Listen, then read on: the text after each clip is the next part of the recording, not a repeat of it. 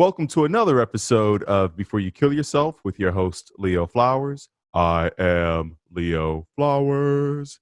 Today's guest is Atena MartElloni. She is, last name you could tell is Italian, but she's not in Italy right now. She's traveling the world and she's here to share all of her past experiences or current experiences through yoga, through dance, through life. I'm so excited to have you as a guest here today, Athena MartElloni. Where are you located right now? Because you have a incredible background. Oh, incredible. Yeah, yeah.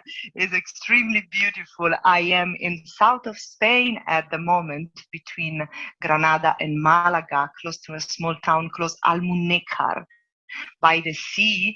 And I'm sharing my life between this beautiful house, beautiful villa that I am in right now with a friend and a farm uh, on the top of Sierra Nevada mountain, which is close by, a farm that has no Wi-Fi and there's only nature there. So I'm dividing my life between pure luxury and just pure nature, and I love this balance.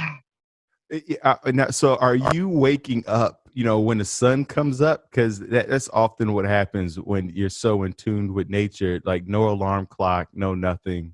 Are you living Yeah. by the sun and the moon? Yeah, definitely. I woke up sometimes after the sunrise. My windows are always open, so it's the light that will wake me up, as is supposed to be for everybody. And I go to bed a bit later than the sunset. But here the sunset is quite late. It's like 9:30, but still. There's friends around. Maybe sometimes it's midnight, one. Sometimes it can be 11, but yeah, that's the timing. I love it. I read that, you've just entered into this yogic journey a few years ago. When I think of yoga teachers, I find that I have so many friends who've entered the journey like in their late 30s, early 40s, and they've come from so many different backgrounds. What led you into yoga?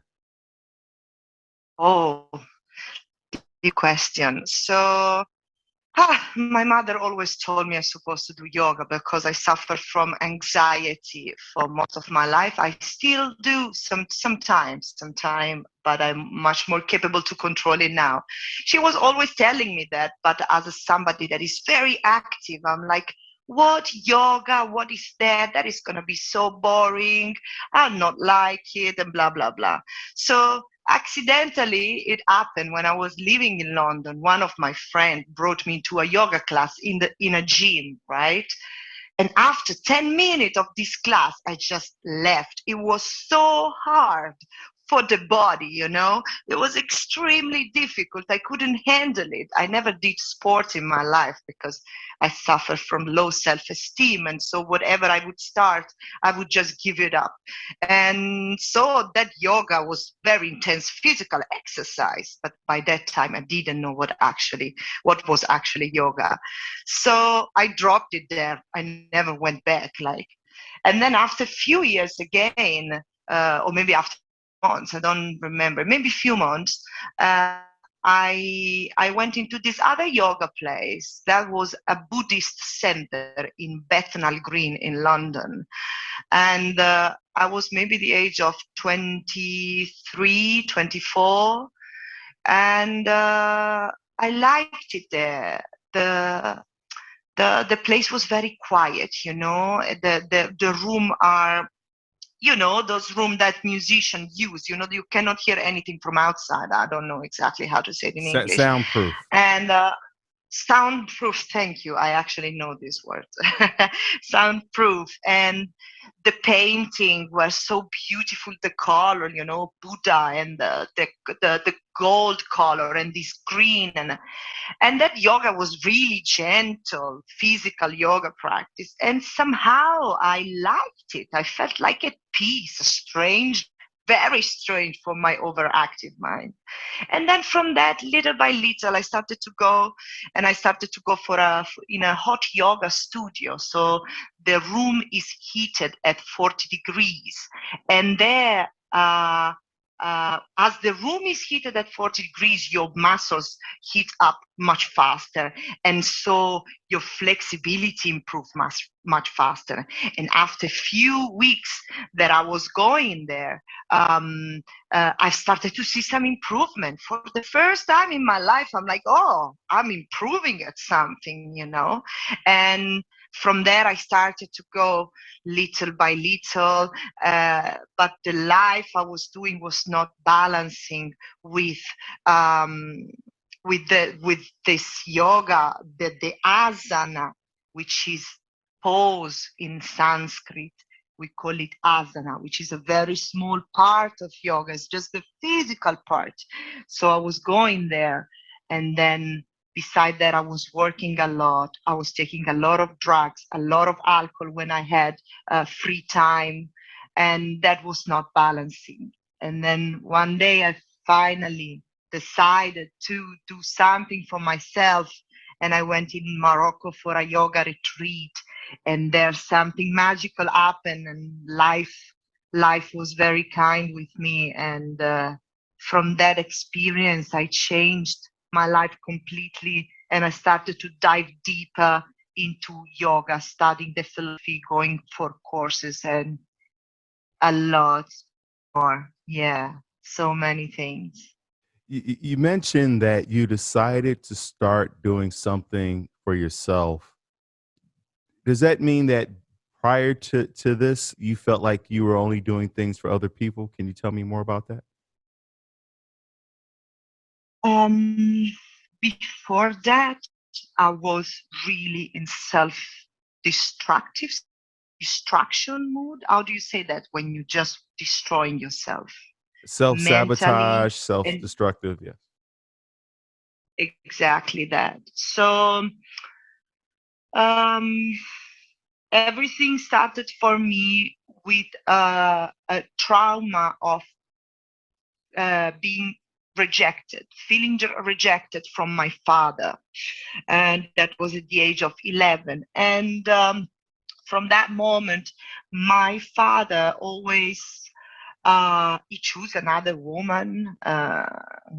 My parents are separate since I was very little, but he chose another woman, and he wanted to live with that woman, and I was not ready for that. And when he went with that woman, um, he changed also, and he wanted to raise me like a very strong girl. You know, he was really hard with me, and I was too sensitive for that, and I just needed love, really.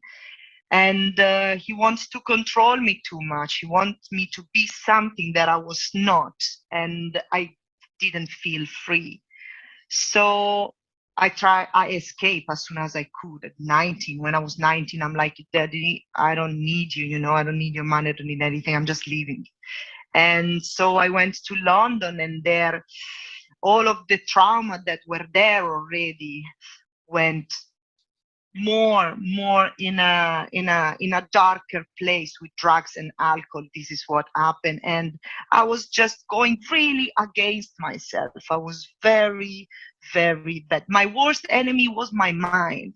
I was maybe very happy in front of others. I like to make people happy, and for sure I would be somebody that is fun at the eyes of the others, but the people that are close to me, they know how ugly I was with myself. Yeah, yeah. You talked about it was a moment where you said you wanted to feel free. You didn't feel free, living with your father. What are moments for you now when you feel free? Now it's when I dance, when I watch a sunset, when I work with my feet in the nature, in the garden, when when I am present, when I manage to get rid of my anxiety and I am fully in the present moment, that is the moment that I am free. And this was not possible many years ago. I needed to find my own way to freedom, and everybody has a different way to freedom. Yeah, you mentioned dance. There's something so cathartic about dancing. It's in so many cultures. I feel like in an American culture, it's kind of been stifled a bit, but most cultures throughout the world have some form of dance. What type of dance do you incorporate into your feelings of freedom? So,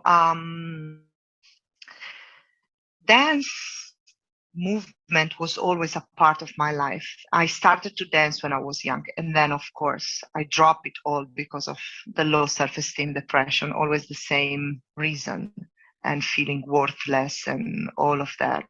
And then I take the road to yoga, as I explained to you, and I started to study yoga uh, on myself, and I started to realize that actually what I need the most, more than the poses of yoga, I need some breathing exercise, simple breathing exercise to feel better. And then eventually, ecstatic dance came into my life. When I was in London or then Lisbon, or I've traveled a lot and lived in many places, I would always dance, but only when I was drunk or on drugs. I would never feel comfortable to dance sober. No way. Not even alone. I would not feel comfortable on doing that. Not at all. And somehow life put me into these ecstatic dance events, which I will explain you in a bit what is it about. And at the beginning, I would feel so shy. I would go there. So in ecstatic dance, you cannot drink. There's no alcohol. There's no drugs allowed. You cannot speak on the dance floor. Okay. So the only thing you can do is dance. And the first times it was really like I was feeling so shy. I couldn't do it. I'm like everybody was dancing so freely in the most crazy creative way. And I'm like, oh my God, I can't do that. I can't do it. And then little by little, somehow I always wanted to go back because I love music so much. And with ecstatic dance, there's all style of music can be there. The music starts with very low BPM, and it goes so very low BPM for everybody to understand. It can be like classic music, something very slow, and it goes high up to very high BPM. It can be like techno, psychedelic music, and then it goes back down. So it's like a wave, and that happened within 1 or 2 hours, sometimes 3 hours. Why is it going like that? And there is a DJ who's playing this music because so that you have the time to adapt. You start slowly and you build the movement up, up, up, and then you slow down again. And I was I was in India after my last yoga teacher training. That was like three years ago. Yeah. And I went into this beautiful place called the Source Open Space. And there's like 300 people, the biggest ecstatic dance event I ever been. And they're all dancing like crazy. And after sometimes I adapt completely to that. Uh, to that environment. And the feeling I had after this ecstatic dance, it was like a release, a sense of freedom, a sense of peace and calmness of the mind and the body. My body transformed completely. I've been obsessed about the way I look you know. Many women are, and nowadays even many men have the same problem, because so much advertising, so much social media, people looking at this and they think, oh, I should look like that, I should be like that. And this can be frustrating if somebody is insecure already. And so with ecstatic dance, it, I realized my body just became the way I wanted, because I was moving my body exactly the way it wants to move. If you push yourself every day to do some exercise that you do not like, you're gonna take 3 or 4 times the time to have the body that you want. Instead, if you move your body and you love to move your body in that way, like for me it's dancing, for you can be going for a walk in the mountain, martial art, run, jog, whatever. If you move it and you enjoy while you're doing it, your results is gonna be 1 billion times faster. And for me, I am sure most of the people will love dancing. It's just that they don't know how to do it. They they don't know how to free themselves. Most of the people love music. If you love music, you must also love trying to move that music that you like. So ecstatic dance is for everybody. Dance is for everybody. And I believe it can really change lives. It did it for me.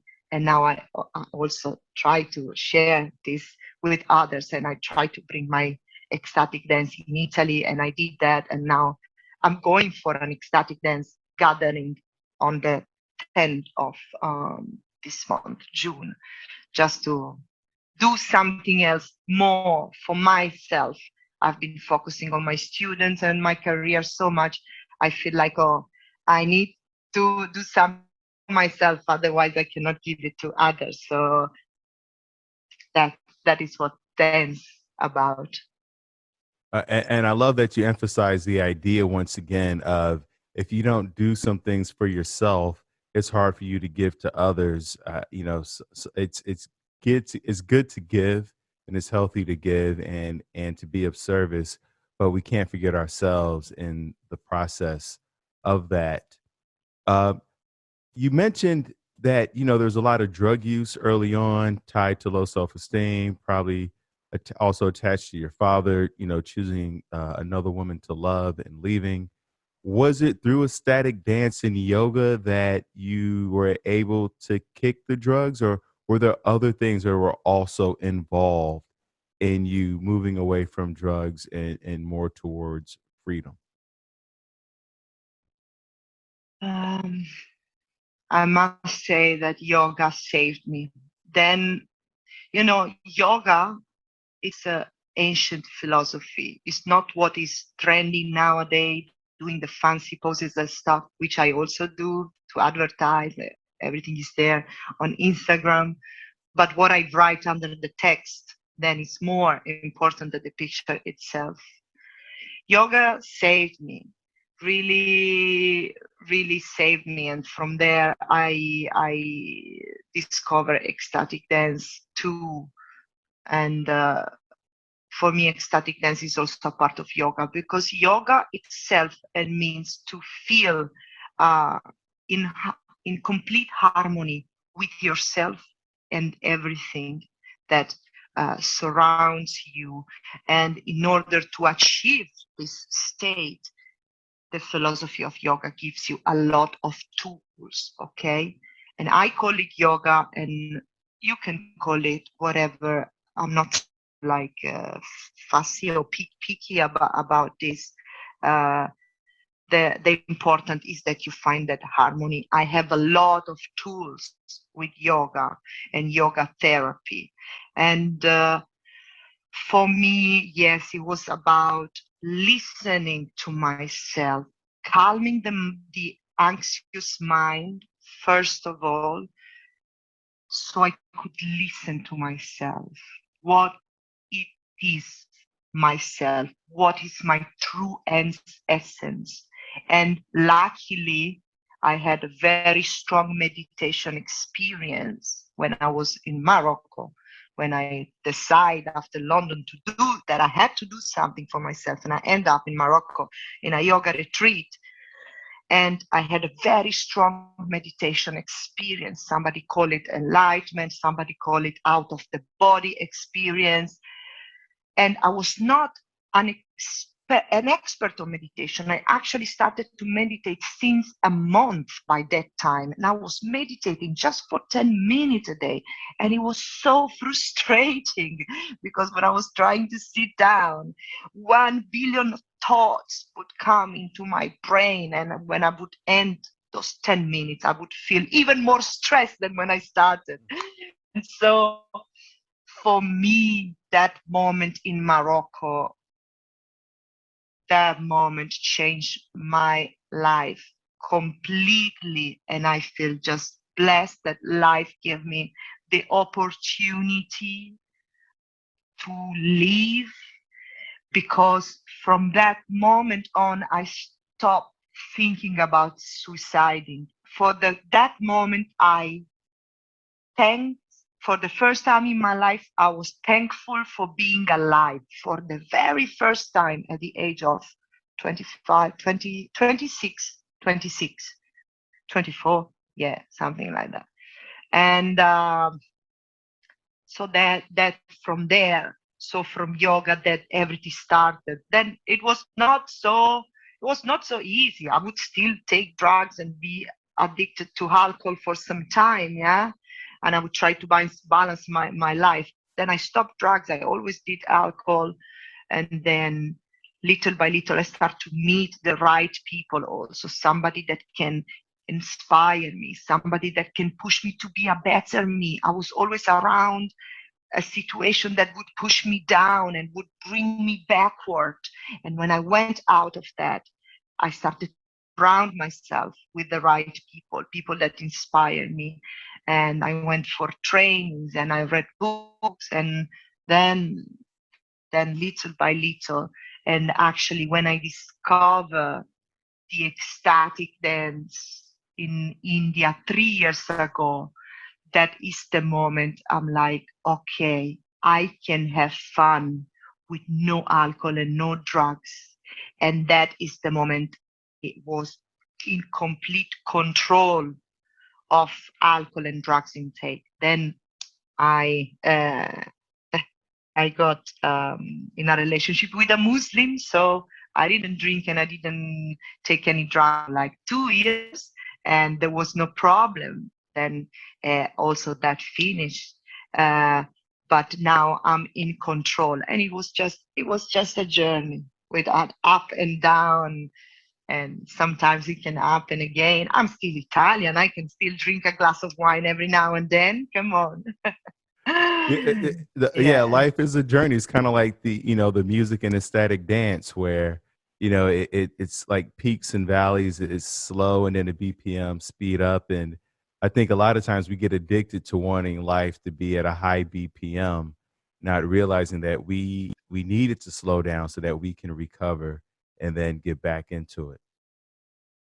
Yeah, yeah, definitely. Well said. When you said you stopped suiciding, what was it? A breakup that was leading you to that? Was it the drugs and alcohol? What was contributing to those thoughts of suicide? Sorry, can you Uh, repeat the question again? what you talked about how when you're between the ages of 24 and 26, it was Mhm. getting into yoga, getting into dance that uh, detracted you from thoughts of suicide. Was it what Mm. was contributing to the thoughts of suicide? What was contributing is mainly the low self-esteem, the past trauma that were never fixed. I'm actually fixing them now because I found out where they are stored in my body, together with the drugs and the alcohol. Drugs and alcohol lower everything, lower you down. Drugs and alcohol, medicine, toxic relationship, bad friendship, living too much in a city, not going to the nature, that all contribute on going into that thoughts like, what am I doing in this life? I feel useless. I'm doing a job I don't like. I feel so down, and that down was because I have a background of depression from my mother and my father's side. So that contributes a little bit. And yeah, it's all of many things. I guess people have so many different ways to think about suiciding. I hope that answered your question. Yeah, absolutely. You said you had a job that you didn't like. What kind of work were you doing before you got into teaching yoga? So I was mainly working in hospitality. So I worked as a bartender, as a chef, as a waitress, all of this type of job in London. It's not really that I didn't like it, because actually, okay, in a kitchen, it was very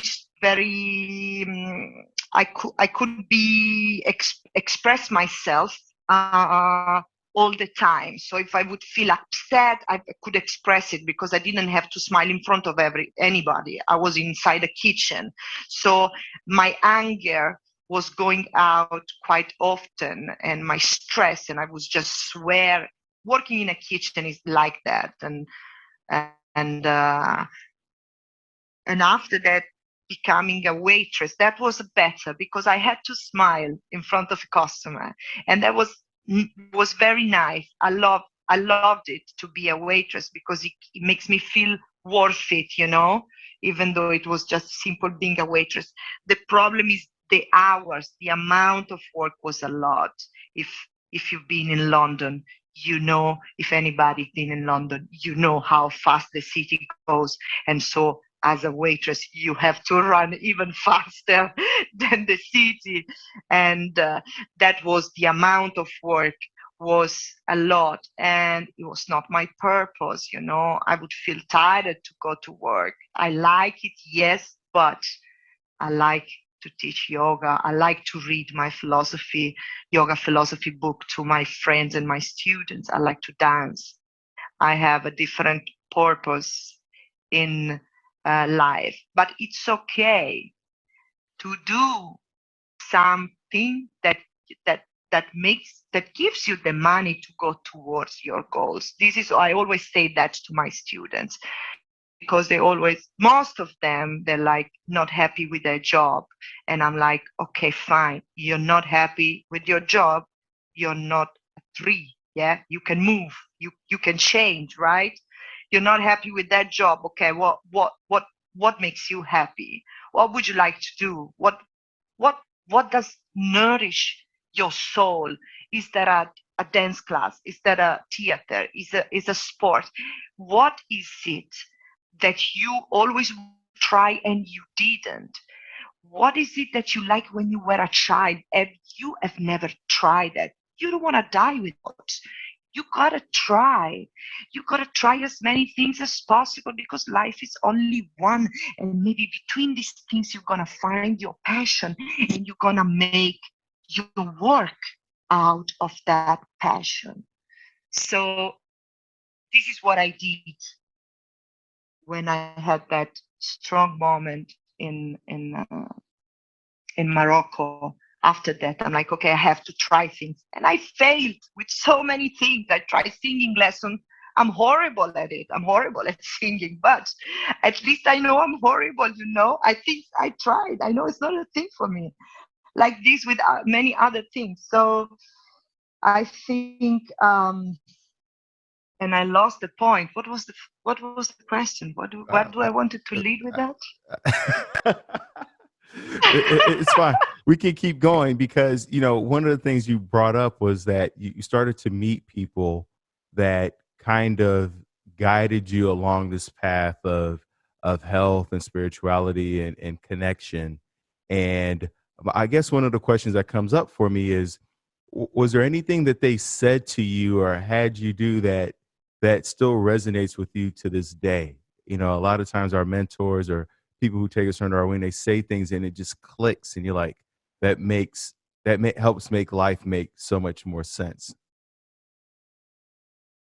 Ah, wow. There's so many things from friends and teachers. So many. Like uh,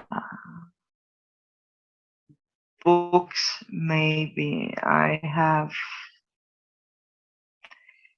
um, yeah, most common sentence.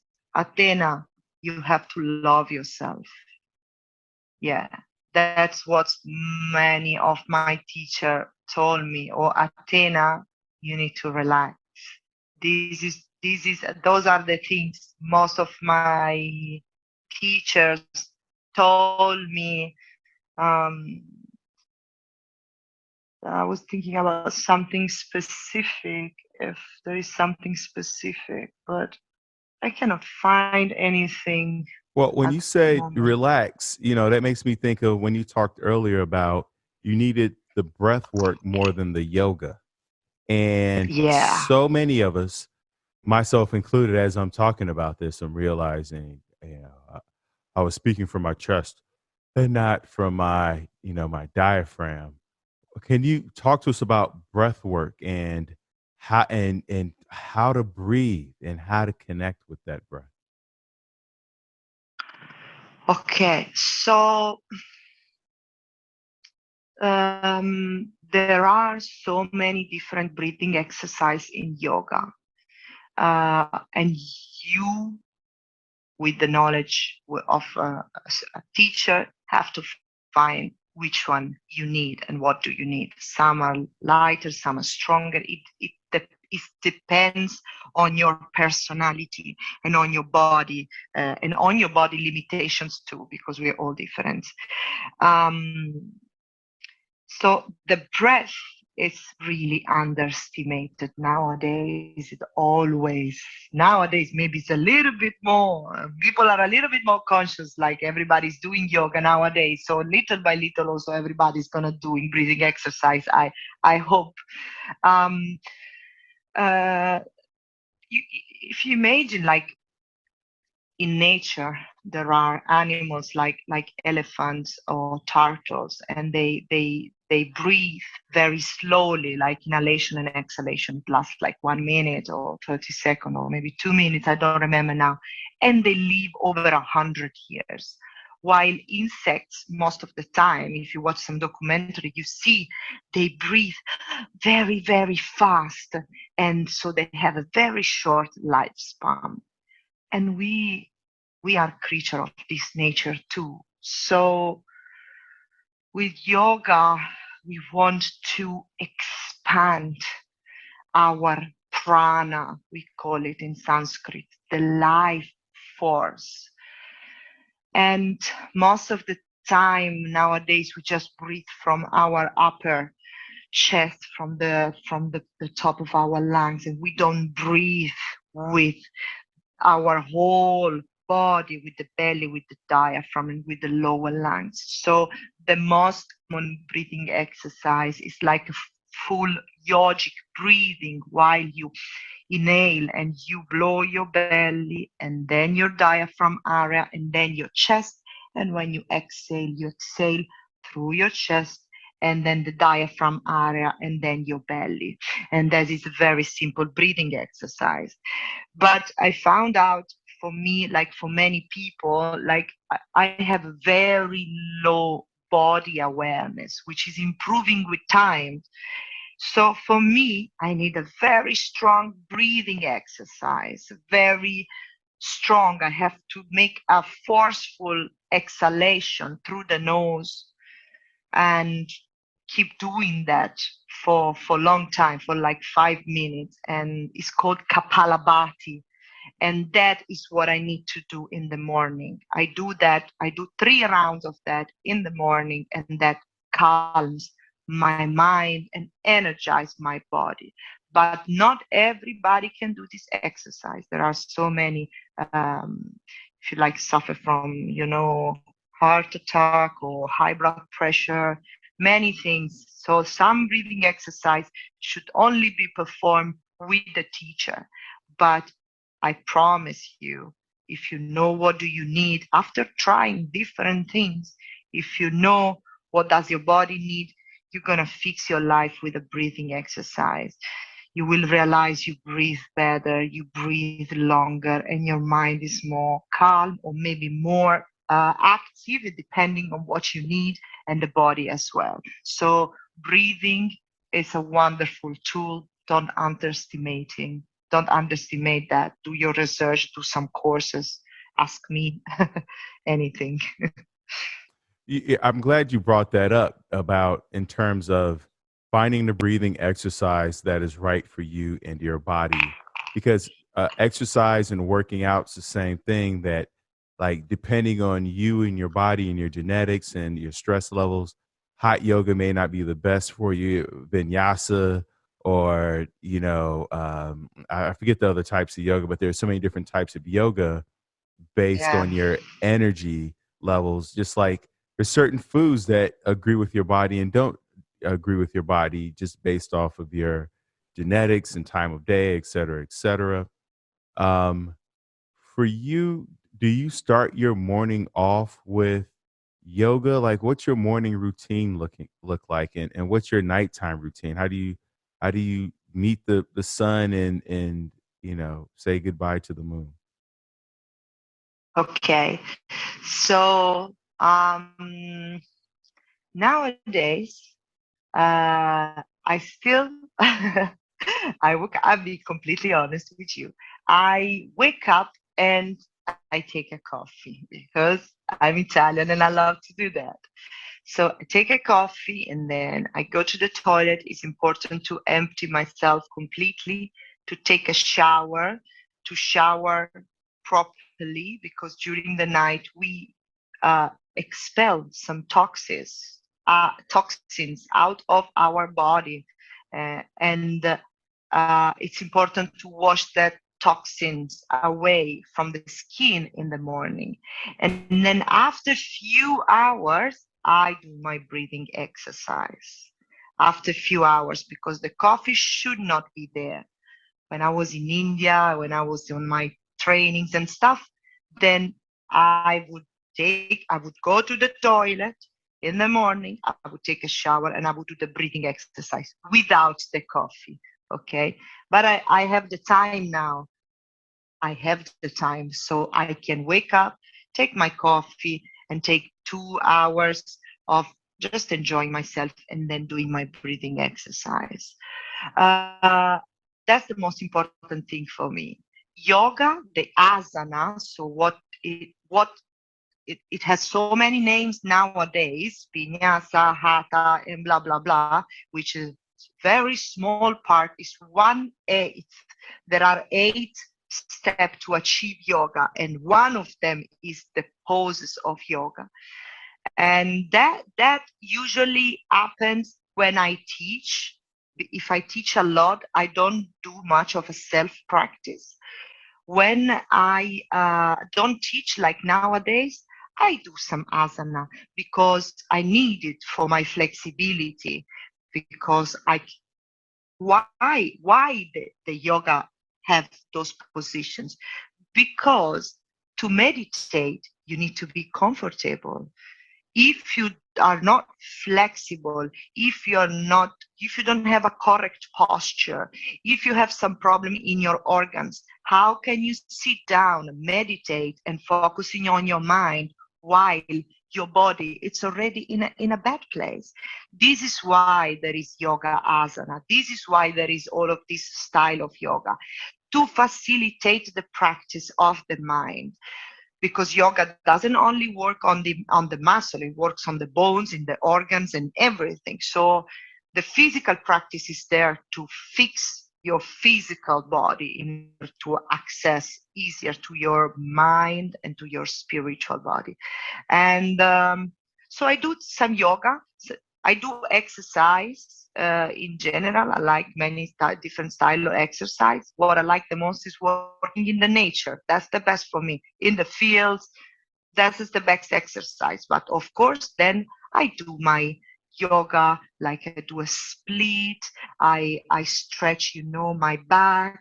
I do everything that I need for my posture. My abs is very important for me, for my posture, for everybody's posture.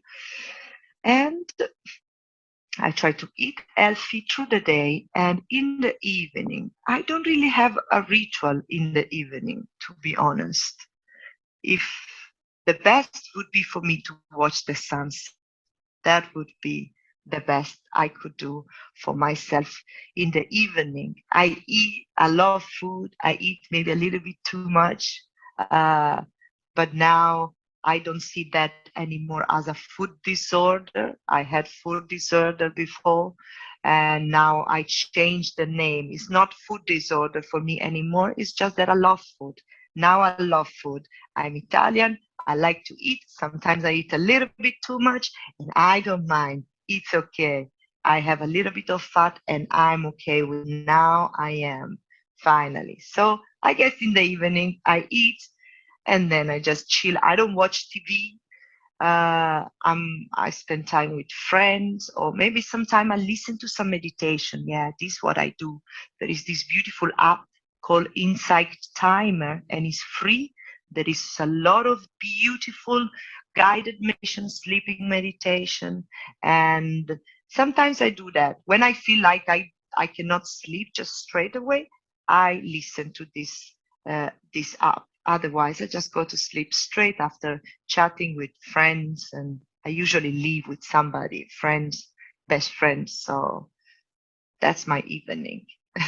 I love it. I love the fact that, one, you spend the evening with friends. It just reminds me of how most of us used to spend our evenings, before TV and Netflix and HBO. Um, and just recognizing that our connection with nature and how that can ground us and give us energy in the morning. I know that you have the coffee, but there is something about being outside and feeling your feet Yeah. on sand or grass or rocks. There's something invigorating about that. I want to backtrack a little bit because you said you were in the process now of repairing some relationships. I'm assuming that's with your father or your mother, or can you tell us more about that? Yeah. So finally, something is changing with my father. I feel strong to have a conversation with him. I've always been very scared. When he raised his voice, I can only cry, even now at the age of 31. Um, but something happened when I was in Italy. We had a discussion about something, and I was capable to stand up on my point, and be myself and express who I am, and that what I'm saying is what I believe on. And then, of course, after he apologized for being too hard after when I was already at home, but at least I was able to express myself. So with my father, I know he knows where he made the mistake, but unfortunately, the pain I went through, even though I forgave him in my mind, the pain is still stored in my body.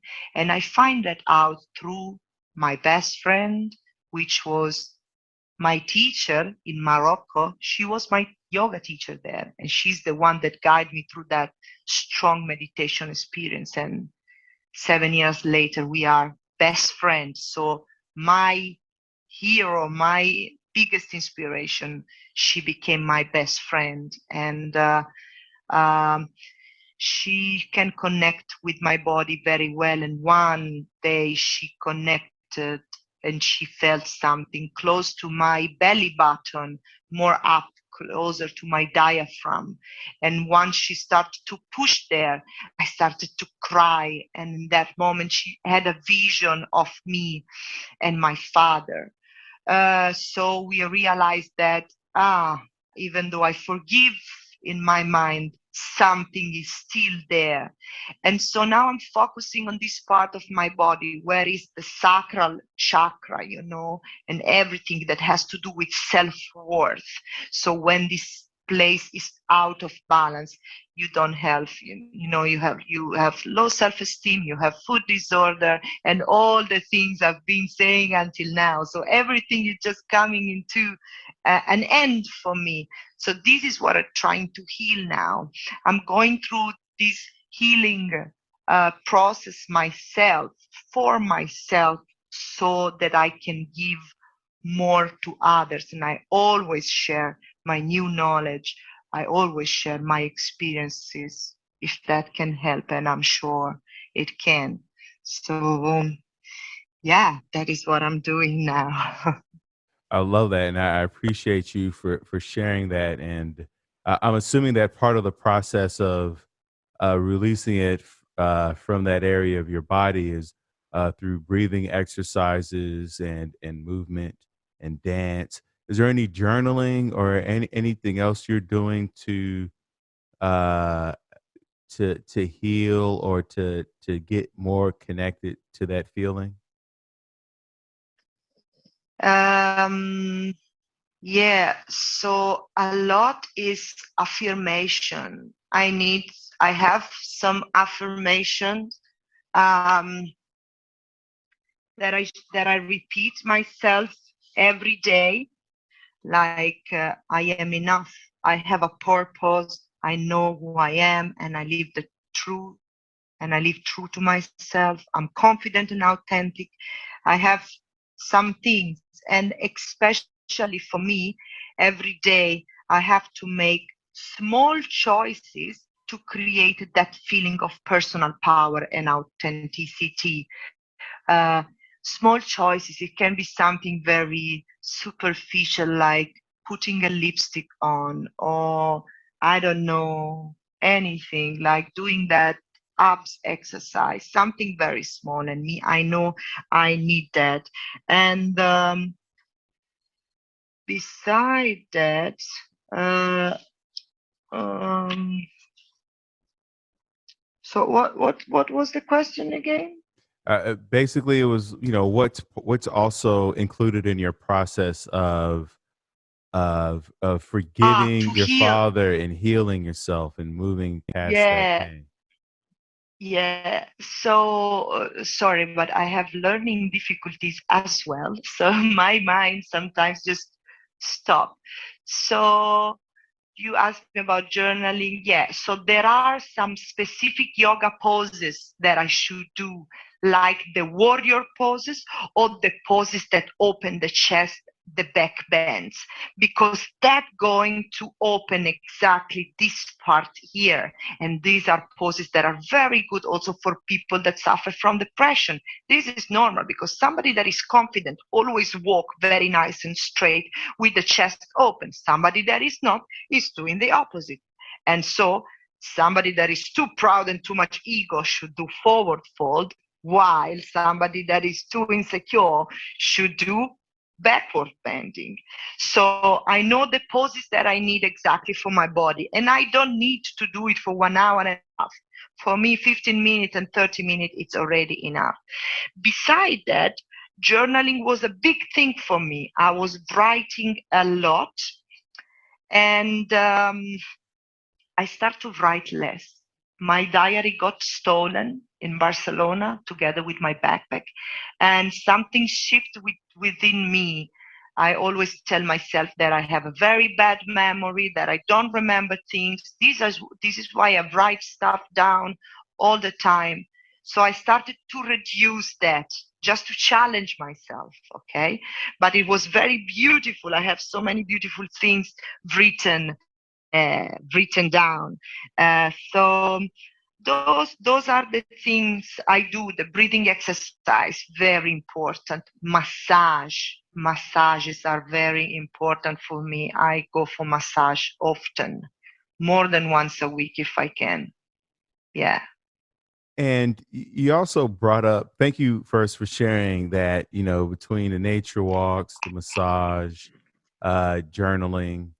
Um, you mentioned how, you went through a breakup of 2 years. I imagine, 2 years of time with someone that can be tough.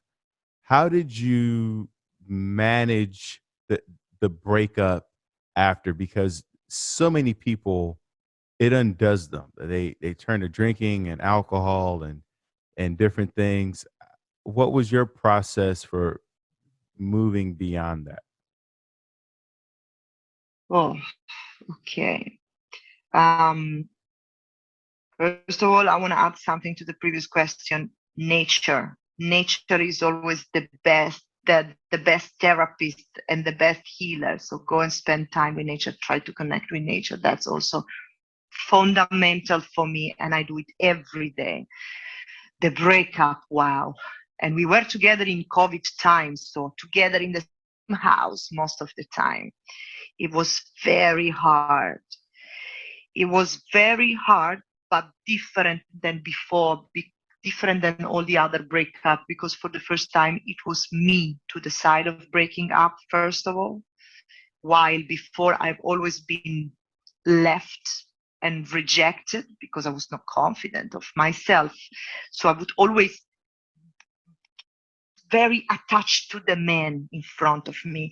I would always choose those type of men that are like my father, very hard, very possessive, very like not sweet. They were not giving me love the way I wanted. That my father gave me love in his own way. It's just that I need a lot of sweetness, right? And so I would choose all of these type of men before, and they broke up with me most of the time, and I felt so down, so lost and stuff. This time was different because I started a relationship with this guy after India. So after discovering the ecstatic dance and everything, I was blossoming, full of knowledge. India was so powerful. And the breakup was painful because it was my real serious relationship. I thought I fall in love for this guy, and there was something within our bodies, the pheromones, something, the deep physical connection together with harmony, moving together into life in such an harmonious way. Yeah. But then the culture, too different. I don't belong to any religion, and I belong to all religion. I belong to everything. I do not call myself into any small circle or minority or majority. I belong to everything. And for a deep Muslim believer, that was already a problem. So uh, that cultural difference brought up so many fights. Like, I go to the beach topless, yeah, because I don't mind, because I like to go to the beach topless. That was not possible for him, and I don't allow somebody to tell me you don't go to the beach topless, and so that the fights begin. Or you should wash your butt with the left hand because the right hand is the one you eat. And I'm like, I do whatever, and that's another fight. Or you have pictures with your male friends together, so close on your social media. Everybody can see that. That is not right. So I cannot be with somebody like that. But it was so difficult to let him go because there was a deeper connection that I've never experienced in my life before. So I was kind of blind on the other side.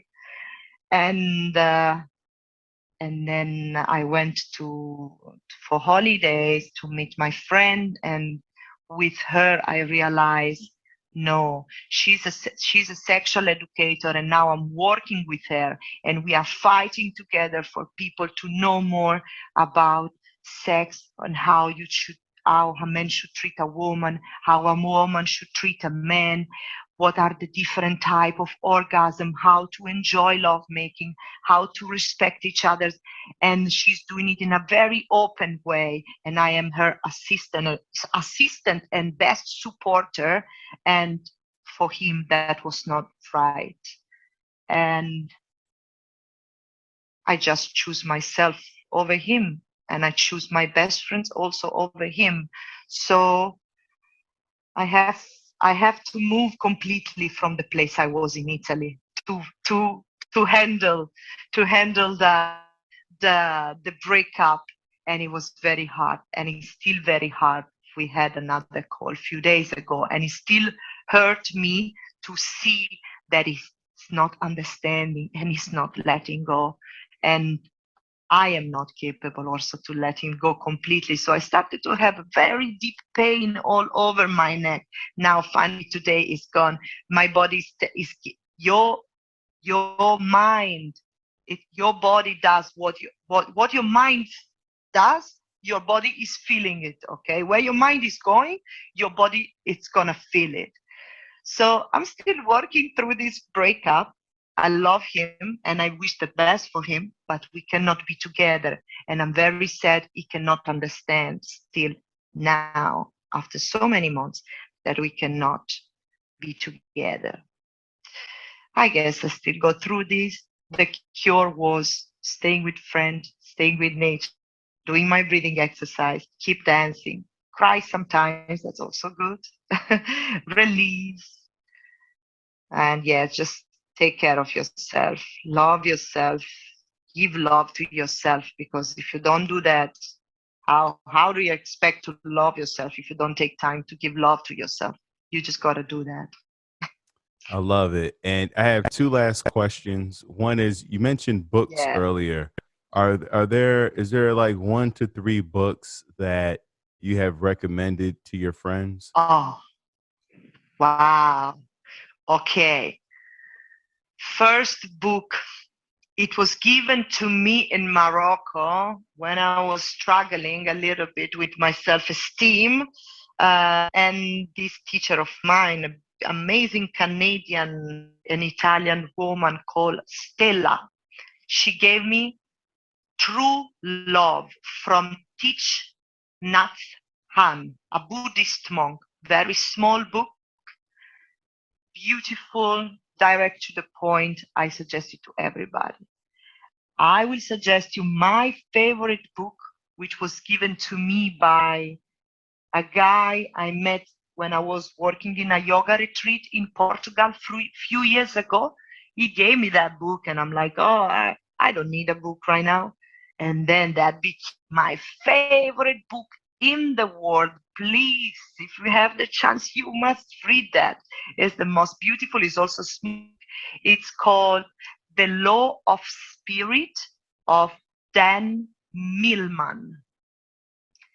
And a third book, I would say the yoga book, which I have it with me. You guys cannot see me. It's intense, and it's a translation from Sanskrit. So you may need a teacher with that, or you just contact me, and I will be more than happy to explain at least the first few pages of the book, so you can go on yourself. It's the Yoga Sutra of Patanjali, and there are a lot of translation. The one I like is from Sri Swami Satyananda. And if you are a yoga beginner, complete beginner, the book I start from is Asana, Pranayama, Mudra, and Bandha. And that is an amazing book with poses, with breathing exercise, with chakra, with so many things. Very practical book. And I suggest to everybody who's a beginner. That was my beginner book. Yeah. I love that. And I'll link to those books in the show notes. True Love by Thich Nhat Hanh, Law of Spirit by Dan Millman, the Yoga Sutras of Patanjali. I can't pronounce that last one. Patanjali, yeah, Patanjali. And then the yeah. fourth one is, can you say the last one again? Asana.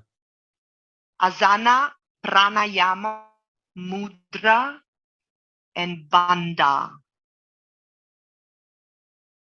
It's an orange book. I forgot I love it. who wrote it, but it's a big book. Yeah.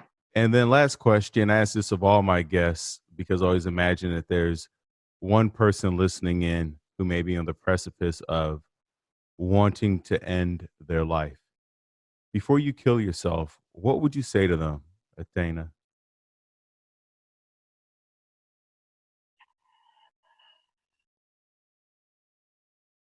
I say to them that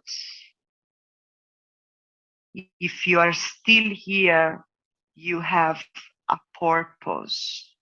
You need to find the time to discover what is that purpose. If you feel purposeless, come back to the child. Come back to when you were a child. You must have had a dream. You must have wanted to do something, try something, buy something, do something. Come back to that child. You are still that child, and discover all of these things that may become your passion in life. Try the things that can nourish your soul. Try different things. I'm sure you will find one that is really fulfilling. Thank you so much. Thank you so much, listeners, for tuning in. Remember, this podcast is not a substitute for you going to get help, for you calling the 1-800-SUICIDE or 1-800-273-TALK. Or if you're international, if you're in Spain, if you're in China or Budapest or India, wherever you are in the world, Canada, there are international suicide hotline numbers listed in each and every one of the show notes. If you can't talk, there are texts, there are chats, there are groups. There's someone out there willing to listen to you. And there are yoga classes all over the world. So drop into a yoga class, and at the end of the day, get in touch with your breathing. I'll leave a link to Atena MartElloni's information in the show notes, so you can reach out to her via Instagram or Twitter or wherever her social media handles are. And you can always go to thrivewithleo.com for one-on-one coaching with yours truly. Let's get to tomorrow together. Thank you so much, Atena. Thank you. Thank you so much, Leo.